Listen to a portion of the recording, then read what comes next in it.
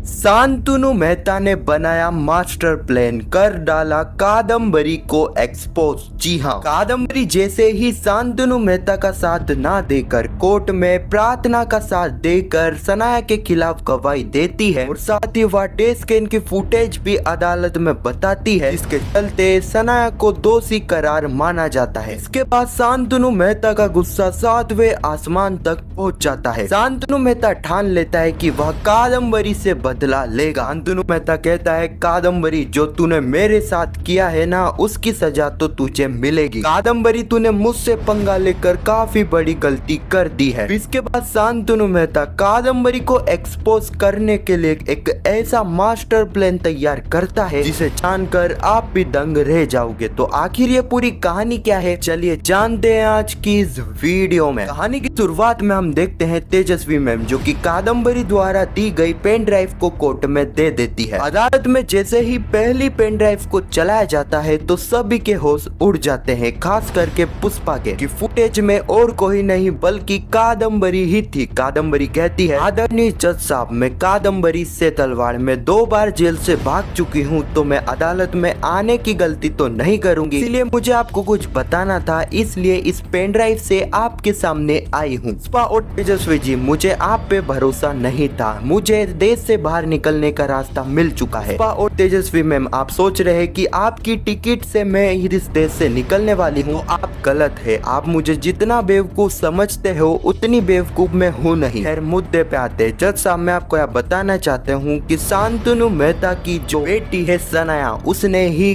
प्रार्थना का एक्सीडेंट करा है। जगह पर मैं खुद मौजूद थी, मैंने यह चीज लाइव देखी थी। दूसरी पेन ड्राइव में आपको लाइव एक्सीडेंट की फुटेज मिल जाएगी। प्रार्थना ने मेरी फेक प्रेगनेंसी के दौरान जितना मेरा ध्यान रखा था, इसके बदले में मैं प्रार्थना को इंसाफ दिलवाने के लिए इतना तो कर सकती हूँ। बस मैं आपको यही बताने आई थी। और तेजस्वी मैम और पुष्पा, मुझे पकड़ने की कोशिश तो मत करना, कि आप में से कोई भी मुझे पकड़ नहीं पाएगा। अगले ही पल हम जज साहब को देखते हैं जो कि दूसरी पेन ड्राइव को लगाने की परमिशन देते हैं। वह फुटेज जैसे ही चलाई जाती है तो सभी के होश उड़ जाते हैं। उस फुटेज में यह साफ साफ दिख रहा था कि किस तरह सनाया ने अपनी लापरवाही की वजह से प्रार्थना के ऊपर गाड़ी चला दी। उस फुटेज में यह भी साफ दिख रहा था कि पुष्पा और प्रार्थना रोड के बीच में नहीं बल्कि रोड के साइड में ही खड़े थे। इस फुटेज को देखने के बाद जज साहब अपना फैसला सुनाते हैं। जज साहब फैसले में लगभग यहाँ पर सनाया को दोषी करार मान ही लेते हैं, लेकिन जज साहब कुछ भी फैसला नहीं सुनाते हैं और वह कोर्ट को यही समाप्त करके 2 दिन का टाइम दोनों ही पक्ष को देते हैं, यानी कि 2 दिन के बाद ही जज साहब अपना फैसला सुनाएंगे। अगले ही पल हम पुष्पा को देखते हैं। वह बापुद्रा और सुशीला को कहती है, बापुद्रा अब तुझे चिंता करने की जरूरत नहीं है, अब हमारी प्रार्थना को इंसाफ मिल ही जाएगा। मैं साबित हो चुका है कि सनाया ने जानबूझकर अपनी लापरवाही की वजह से प्रार्थना के ऊपर गाड़ी चलाई थी, इसके चलते सनाया को 10 साल की सजा तो होगी ही। अगले ही पल हम शांतनु मेहता को देखते हैं। शांतनु मेहता का वकील जैसे ही उन्हें यह बताता है ऐसा ही चलता रहा तो सनाया को 10 साल की सजा तो होगी ही। सुनते ही शांतनु मेहता काफी भड़क जाते। वह कहते हैं कि सनाया 10 साल तो नहीं, 1 दिन भी जेल में नहीं रहेगी और उस कादम्बरी को तो मैं देख लूंगा। कादम्बरी ने मुझसे पंगा लेकर काफी बड़ी गलती कर दी है, उसे आप पता नहीं है कि मैं कौन हूँ।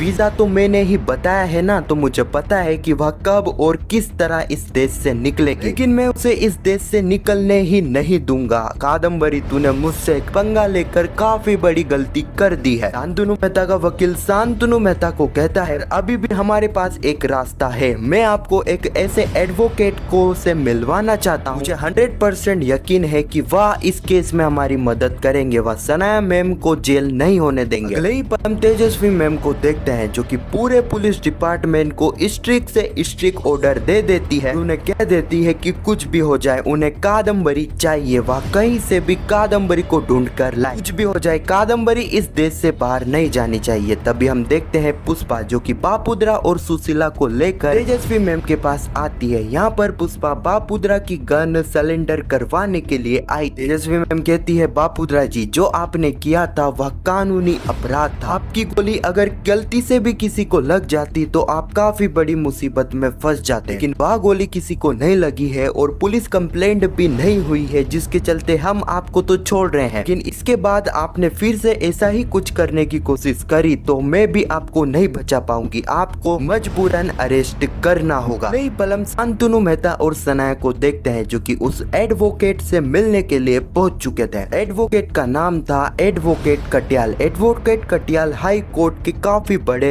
वकील है और उनका चार्ज भी काफी ज्यादा है। पर हम देखते हैं शांतनु मेहता जो कि चेक पर साइन करके एडवोकेट कटियाल के पास रख देता है और उन्हें कहता है इतना आपका चार्ज है उससे कई ज्यादा आप इस चेक पर लिख सकते हो, लेकिन मुझे किसी भी हालत में मेरी बेटी को जेल जाने से बचाना है, उसके लिए आपको जो करना पड़े वो आप करो। एडवोकेट कटियाल कहते हैं शांतनु मेहता जी मैं आपकी बेटी को जेल जाने से बचा लूंगा, लेकिन मैं जो आपको कहूंगा वो आपको करना होगा। और सनाया अगली हियरिंग में जो मैं तुम्हें बोलूंगा वही तुम्हें कोर्ट में बोलना है। अगर तुमने ऐसा कर दिया तो मेरा विश्वास है कि तुम्हें जेल जाना ही नहीं पड़ेगा। अगले ही पल हम 2 दिन बाद का सीन देखते हैं जहाँ पर कोर्ट स्टार्ट हो चुका था। शांतनु मेहता सनाया जैसे ही कोर्ट में आती है तो पुष्पा देखती है सनाया जो कि काफी कॉन्फिडेंस थी, कुछ समझ पाती, तभी वहाँ पर जज साहब आ जाते हैं। अब जज साहब अपना फैसला सुनाने ही वाले थे, लेकिन तभी वहाँ पर एडवोकेट कटियाल आ जाते हैं। वह जज साहब को बताते हैं कि वह सनाया की तरफ से केस लड़ना चाहते हैं। एडवोकेट कटियाल कहते हैं जज साहब लगभग आप इस केस की जड़ तक पहुंच चुके हैं, आपने अपना फैसला भी तैयार कर लिया, लेकिन जज साहब कुछ रूमर है जो कि मैं क्लियर करना चाहता हूं। एडवोकेट कटियाल कुछ कागज जज साहब को बताते हैं और कहते हैं साहब आपके पास जो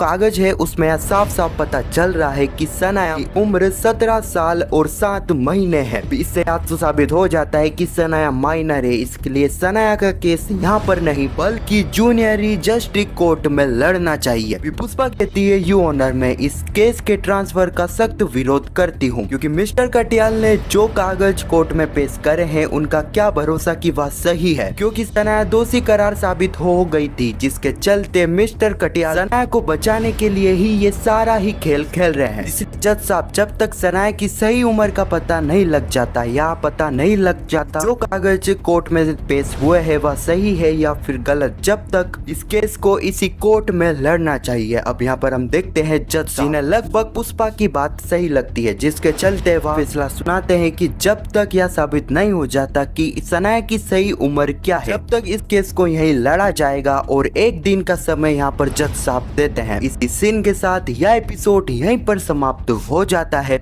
आने वाली कहानी की बात करें तो आने वाले एपिसोड में हम देखने वाले हैं कि यहाँ पर पुष्पा के कई कोशिश करने के बावजूद भी यह केस ट्रांसफर हो जाएगा, यानी कि यह केस जूनियर जस्टिस बोर्ड में चला जाएगा। इस चीज की खुशी मनाने के लिए यहाँ पर हम देखने वाले हैं सनाया जो कि खुद पुष्पा की चोल में आकर ही चीज की खुशी मनाएगी। हाँ तो यही कुछ कहानी है जो कि आने वाले एपिसोड में हमें देखने को मिलेगी। अगर आपको जानना है कि यहाँ पर कादम्बरी का क्या होने वाला है, क्या कादम्बरी इस देश से फरार हो जाएगी या फिर शांतनु मेहता कुछ करने वाले हैं, अगर आपको यह जानना है तो कमेंट सेक्शन में पार्ट 2 जरूर लिखना, उस पर मैं एक वीडियो बना दूंगा। अगर आपको यह वीडियो कैसी लगी कमेंट में जरूर बताना, और पुष्पा इम्पॉसिबल के आने वाले एपिसोड की ऐसी वीडियो के लिए चैनल को सब्सक्राइब अवश्य करना। जब तक के लिए धन्यवाद।